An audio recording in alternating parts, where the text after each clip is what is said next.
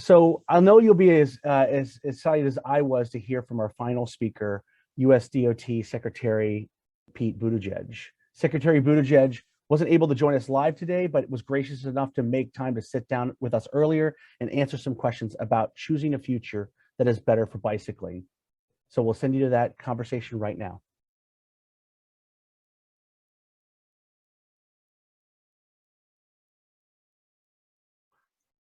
Well, it's so great to have you back, Secretary Buttigieg. Thank you for joining us at the National Bike Summit once again for this one-on-one bike side chat. We have a great group of bike advocates here from all across the country joining us, both online and in person here in DC. So it's really great to have you once again. Oh, thanks, Bill. Really pleased to be with you. Well, it's been a big year for infrastructure, and transportation safety advocates have had a lot of policy and funding wins to celebrate. I want to ask you, what do you celebrate? What are you most proud of DOT accomplishing over the last year? Look, we're at the outset of an infrastructure decade, and after years and years of hoping and not quite seeing it come together, now it's happened. The president's bipartisan infrastructure law makes things possible that just weren't before. And from a bicycle perspective or an active transportation perspective, that includes historic funding for states and local governments on improving infrastructure for people who walk and bike and use a wheelchair. And just to take a few examples, it's support for complete streets, it's support for transportation alternatives and active transportation. There's a new Safe Streets and Roads for All program. That's $6 billion in dedicated funding for making streets safer for everyone. And as you know, a big part of expanding the use of bicycling as a means of commuting, as well as just a moral imperative for commuting and recreational bicycling alike, is to make sure that it's safe. And there are proven ways to do it. Often those don't get deployed as much as they could be for lack of funding. We are now in a position to bring that to so many more communities. So I'm proud of what we were able to do to put ourselves in position. But now, as I often say, the hard part is over, and now the really hard part is upon us, because the bill may be signed, but the work in so many ways is just beginning. Yeah, absolutely. There are so many exciting opportunities coming out, as you say, out of this bipartisan infrastructure law that's going to support active transportation infrastructure and benefit people who bike and walk. So, I mean, that it is critical, and it's great to have your leadership on that. Are there any other sort of these opportunities that really that you'd like to speak about, like specifically that are coming out of that law that you think are exciting opportunities that we should be taking advantage of? Yeah, so I mentioned the Safe Streets and Roads for All program. Definitely have a look for more information coming probably in May in terms of the notice of funding opportunity, what we're going to be able to do with that first $1 billion. But also the Transportation Alternatives program, which is a well-known and very successful program. That's about a 70% increase over and above the levels we had in the last authorization. That comes to $7.2 billion over 5 years. And that's a key program, especially for helping states move toward complete streets and create those conditions where, cars and pedestrians and bicycles and other road users can all coexist safely and peacefully. And actually the guidance for that Transportation Alternatives program is out today. So there's information going out on how communities can take advantage of that. Makes it a big day. Third thing I would point to is a requirement that MPOs commit at least 2.5% of their planning funding to providing safe and accessible transportation options for complete streets. Something else that I think is going to make a big difference here. We got the Highway Safety Improvement Program. That was substantially improved over or enhanced over FAST Act levels. Comes to about $15 billion over the life of this bill. Even on what you might think of as more the car side. So NHTSA, for example, with their 5-star crash ratings, the new car assessment program will have to be updated, including in ways that pay better attention to not just who's in the vehicle, but who's outside the vehicle, because we know that the features or the requirements on a vehicle affect pedestrian and bicycle safety. So those are just some of the things coming out of this bill that we're so excited about, and not wasting a minute in getting to work to make it happen. Oh, that's great to hear, and to hear about NCAP, those improvements as well. Thanks for all of your work on these things, and the implementation side of it is critical. Obviously, one of the biggest hurdles that local governments who want to use federal money for bicycling walking projects is the permitting process, which is, of course, it's important to protect the environment and historical sites, but it's also important to get these projects on the ground quickly so that we can deliver, so that you can deliver on the administration's climate goals, and we can get the streets that we need, people need. Is there anything that your department can do to help these small green projects move forward more quickly? Yeah, this is very close to my heart because I was mayor of a city that was trying to do a lot of good things and sometimes found it challenging to navigate federal processes. So we're working to find ways to simplify and make these processes more user-friendly, combining different grant programs and funding opportunities so they're easier to access, working through technical assistance to try to help make these permitting processes as easy to navigate as possible. And with Safe Streets and Roads for All, we'll be able to provide funding directly to local governments. So I know another issue that can add complexity here is the layers of state, federal, local. A lot of our funding, of course, by formula goes out through our state partners, but we want to make sure there's a direct line in for cities, towns, counties trying to do good things too. And whether we're talking about our discretionary grants, many of which have been able to go to things that are bike friendly, or something like Safe Streets and Roads for All. I think that's a real venue for us to improve our ability to support those local projects, and no community should feel too small to take advantage of these federal resources. Thank you. So congratulations to the department for adopting the safe system approach. We're very excited to see that as central, and the goal of zero roadway fatalities for the country as part of the national roadway safety strategy. At the same time, we're seeing a startling rise in the fatalities of people who bike and walk on our streets. So how is this safety strategy going to help address this urgent issue? So it starts with a culture change, just a recognition that we can't tolerate this level of death on our roadways as a natural thing. And I think we've kind of been socialized into thinking that it's just inevitable. But if you look at the numbers, they are shocking, and it doesn't have to be this way. There are different countries around the world. There are different parts of the United States that do much better than the totals and the averages that we're seeing.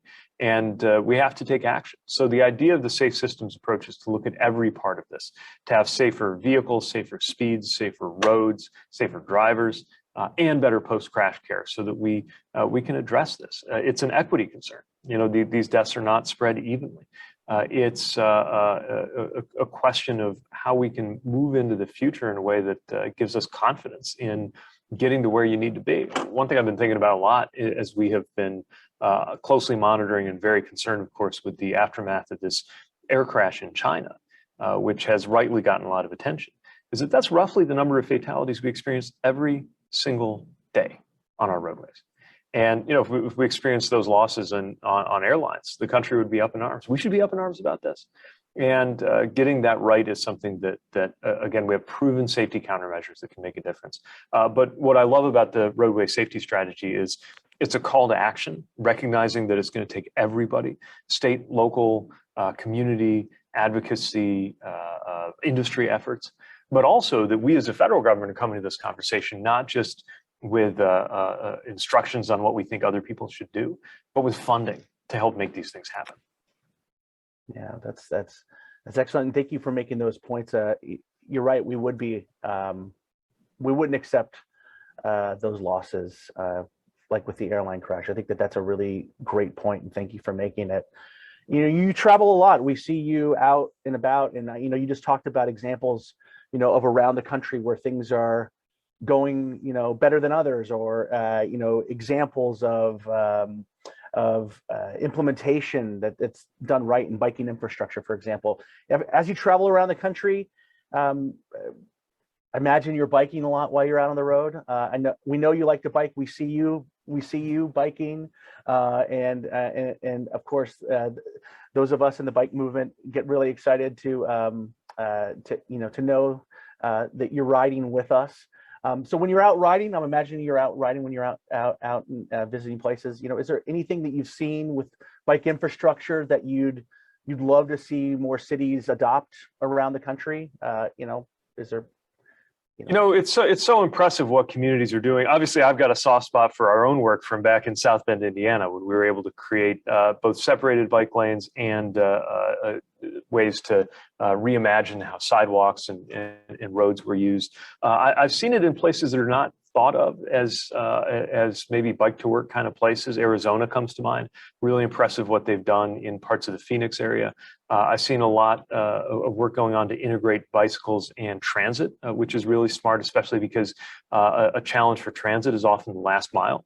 So we have kind of a built-in solution if we make it easy to bring your bike. I've seen things in Michigan, which Traverse City, which I'm coming to call home when I'm not here in DC. So again, hilly places and cold places can do it too, and I think that's really important to see. But look, a lot of my experiences on two wheels these days are right here in the DC area, and the commitment here where they've I think just completed their 100th mile in that ambition that the department has, the DC department has, of connecting up 100 miles of bike paths with a key part of it literally right outside my window here at DOT. Protected bike lanes or separated lanes going down 15th Street as you pass some of our most visible national monuments, connecting you into this magnificent trail system that exists on the Virginia and Maryland side, and making it functional and safe in a way, again, that helps, I think, bridge the recreational and the commuter opportunities is just critically important. Look, there's still a lot of lessons we can learn from around the world. My first time really in the company of a U.S. Transportation Secretary was traveling overseas as a delegation of mayors led by Secretary Fox, looking at things that they did, like the kind of palace of bike parking that they built in Amsterdam at the train station, which is really necessary for the functioning of their commuting systems.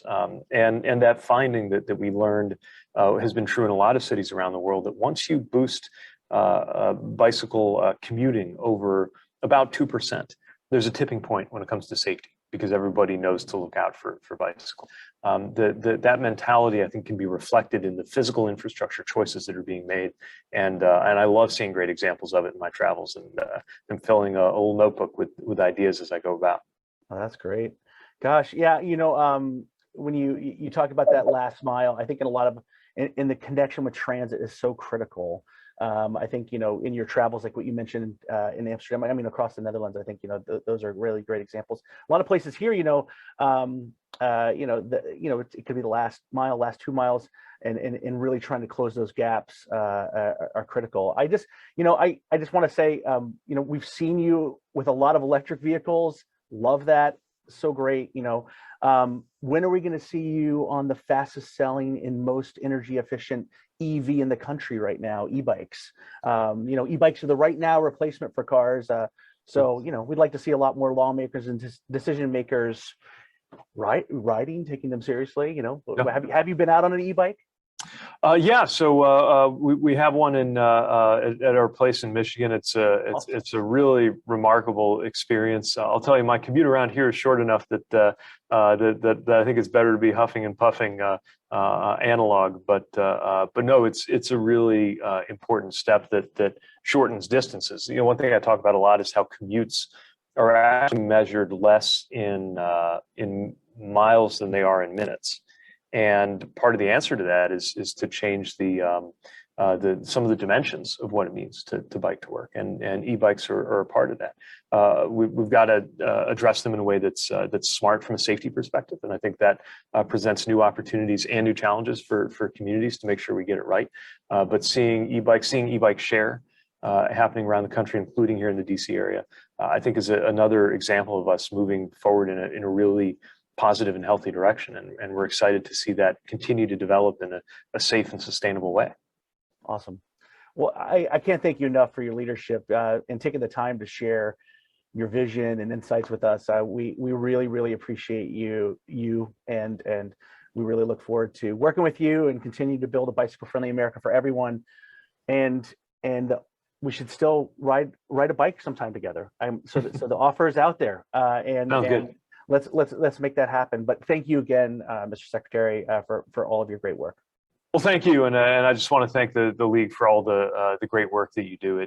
This really has to be from the ground up in order to succeed. But I want you to know that from DC on out, we strongly support the many good things that you're seeking to do. And I think it's going to be a great decade for American bicyclists. Yeah, me too. It's good riding with you.